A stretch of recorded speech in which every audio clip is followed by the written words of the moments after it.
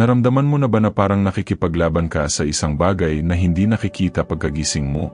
Para bang sinusubukan ng isang kalaban na puwersa na nakawin ang iyong kapayapaan bago pa man magsimula ang araw?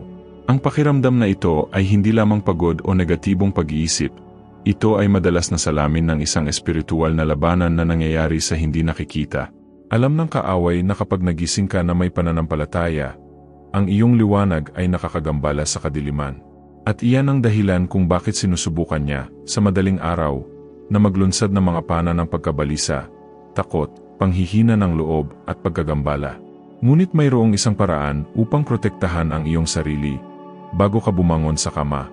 Protektahan ang iyong espiritu ng panalangin. Kapag binuksan mo ang iyong mga mata, mayroon kang dalawang pagpipilian. Hayaan ang araw na mangibabaw sa iyo, o dominahin ang iyong araw na may espiritual na otoridad. At ang otoridad na ito ay hindi nagmumula sa lakas ng tao, ngunit mula sa lapit sa Diyos. Kapag bumangon ka at ibigay ang unang minuto ng iyong araw sa Panginoon, gumagalaw ang espiritual na mundo, nagbubukas ang langit. Ang mga anghel ay nakatayo sa paligid, at ang kaaway ay napipilitang umatras, dahil hindi niya kayang labanan ang presensya ng Diyos sa loob mo. Ngunit para dito, kailangan ang isang bagay na mas malalim kaysa sa kabisadong salita. Kailangan mong manalangin ng may pananampalataya, may intensyon at may tapang. Isipin ang iyong kaluluwa bilang isang napapaderan na lungsod. Kung bukas ang gete, kahit ano ay makapasok.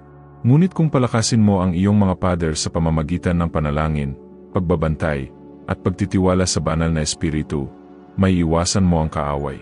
Ang pagtatanggol sa iyong espiritu ay hindi lamang paghingi ng proteksyon, ito ay paglalagay ng iyong sarili bilang isang mandirigma, bilang isang anak na babae o anak na lalaki na nakakakilala sa ama at alam na walang sandata na nabuo laban sa kanya ang unlad. Ang problema ay sinisimulan ng maraming tao ang kanilang araw sa pamamagitan ng pagkonekta muna sa social media, balita, mga problema, at nakakalimutan nila na ang tunay na koneksyon na nagpapanatili sa kaluluwa ay sa lumikha. Kapag sinimulan mo ang iyong umaga sa pamamagitan ng pagluhod, ikaw ay bumangon sa espiritual. Kapag nananalangin ka, dininig ng langit. Kapag ibinalik mo ang iyong araw sa Diyos, bukas ang mga pintuan na dapat sarado. At ang tila banta ay nagiging isang patotoo. Ito ay hindi lamang isang regular na panalangin. Ito ay isang gawa ng espiritual na pakikidigma. Ito ay isang utos na ang iyong kaluluwa ay kabilang sa kaharian ng liwanag. At sa paggawa nito, ipinapahayag mo na ang iyong puso ay hindi ibinebenta, ang iyong isip ay hindi mamanipula, at ang iyong pananampalataya ay hindi matitinag. Kaya bago mo gawin ang iyong unang hakbang ngayon, huminga na malalim.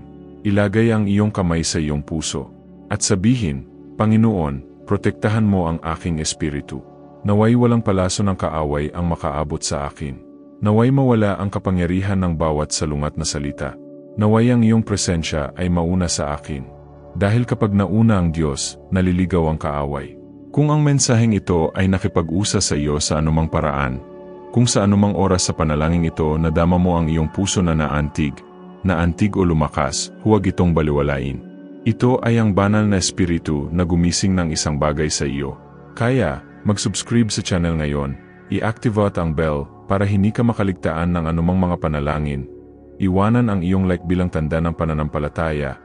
Isulat sa mga komento kung paano ka nakipag-usa sa iyo ng Diyos at ibahagi ang video na ito sa isang tao na kailangan ding masakop sa espiritual.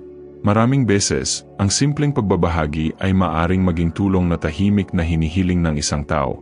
Ang totoo, hindi natatakot ang kaaway sa ipinapakita natin sa mundo. Natatakot siya sa dinadala natin kapag nag-iisa tayo sa Diyos. Hindi siya natatakot sa aming mga titulo, sa aming hitsura, o sa aming mga gawain. Ngunit umaatras siya kapag nakita niyang nagising tayo na alam natin ang ating pagkakakilanlan kay Kristo. Kapag, sa halip na simulan ang araw na bumulong-bulong, yumuyuko tayo sa panalangin. Kapag, bago kumonekta sa mundo, kumonekta tayo sa langit.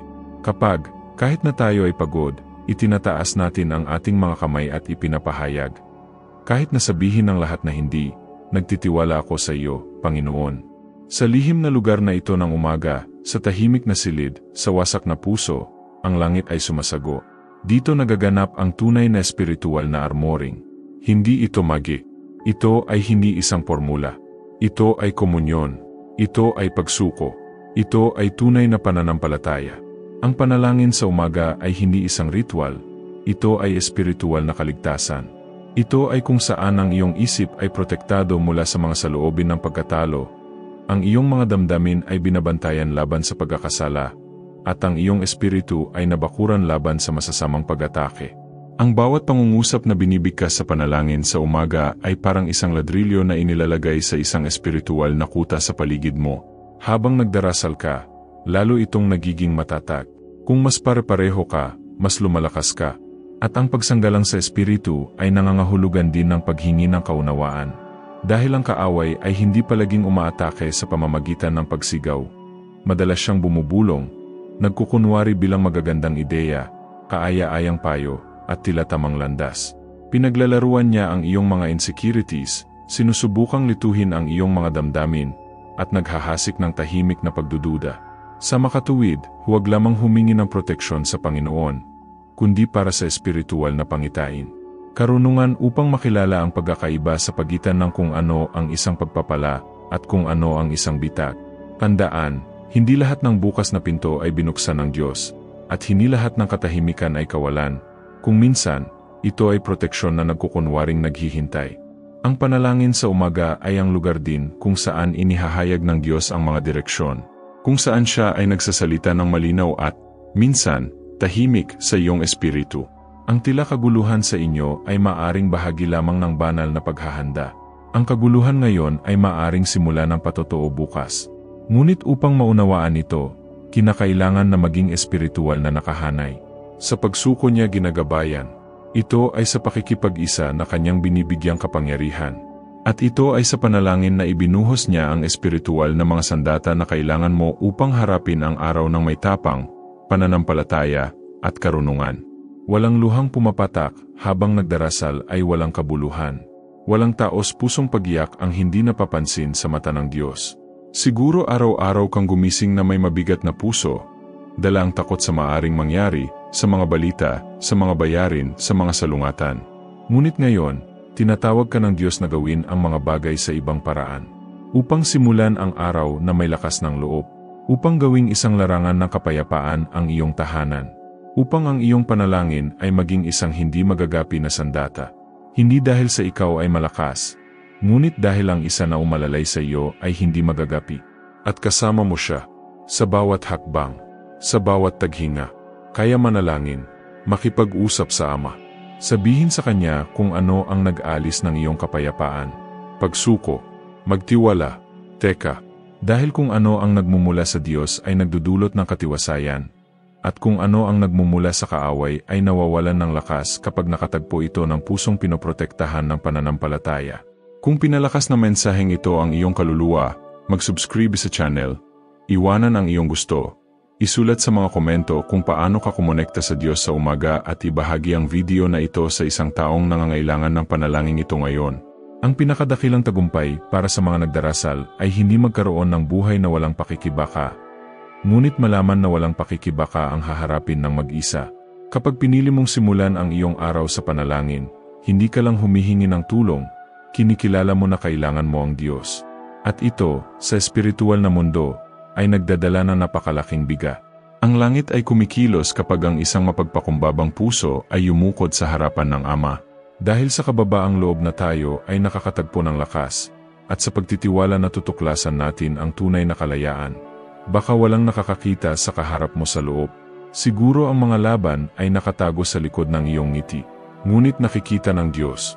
At kapag nananalangin ka, sinasabi mo, Panginoon, hindi ko magagawa ang lahat. Ngunit naniniwala ako na kaya mo. Ang simpleng pananampalatayang ito, ang taos-pusong pagsuko na ito, ang nagpapabago sa mga kapaligiran. Ito ang nagbabago sa mga diagnosis. Ito ang nagtataboy sa kasamaan. Dahil hindi kayang panindigan ng kaaway ang isang anak ng Diyos na nananalangin. Maaari niyang subukan, kaya niyang palibutan, ngunit hindi niya hawakan ang iniingatan ng kataas-taasan. Sa makatuwid, huwag maliitin ang kapangyarihan ng isang panalangin sa umaga.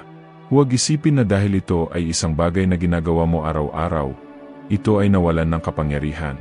Sa tuwing nagdarasal ka, pinapakain mo ang iyong espiritu, pinalalakas ang iyong baluti, kumokonekta sa general na hindi kailanman natalo sa labanan. Maaring magplano ang kaaway, ngunit kapag nasa ilalim ka ng banal na proteksyon, walang plano laban sa iyo ang unlad. Dahil ang dugo ni Kristo ang iyong kalasag, at ang iyong tinig sa panalangin ay parang sigaw ng labanan na umaalingaungaw sa langit. At kung ngayon, sa iyong paggising, tila bumigat ang bigat sa iyong dibdib, alam mong hindi ka nag-iisa. Hindi ka protektado. Ang banal na espiritu ay nariyan, napakalapit, handang palakasin ka. Minsan hindi niya inaalis ang lambak, ngunit dinaraanan niya ito kasama mo. Minsan hindi niya inaalis ang pagsubok, ngunit binibigyan ka niya ng karunungan upang malampasan ito. Siya ay hindi isang malayong Diyos, siya ay isang kasalukuyang Ama. Isang Ama na nakikinig sa kahit pinakamahinang bulong ng iyong kaluluwa at binabago ito sa lakas. Kaya, gawing altar ang umaga na ito, kung saan itinaas mo ang iyong mga kamay, yumuko ang iyong mga tuhod o ipikit na lang ang iyong mga mata at bumulong, Panginoon, ibinibigay ko sa iyo ang aking araw. Say, takpan mo ako. Bantayan mo ako, gabayan mo ako. Ang pagsuko na ito ay nagbubukas ng mga landas na hindi mo inakala. Ang pananampalatayang ito ay umaakit ng mga himala. Binabago ng ugali na ito ang karaniwan tungo sa hindi pangkaraniwan. At kung naramdaman mong nagsalita sa iyo ang salitang ito, mag-subscribe sa channel ngayon. I-like ang video na ito, magkomento ng may pananampalataya at ibahagi ang panalangin ito sa lahat ng kailangang palakasin ngayong umaga. Naway protektahan ang iyong kaluluwa at ang iyong araw ay mapuno ng kapayapaang nagmumula sa langit.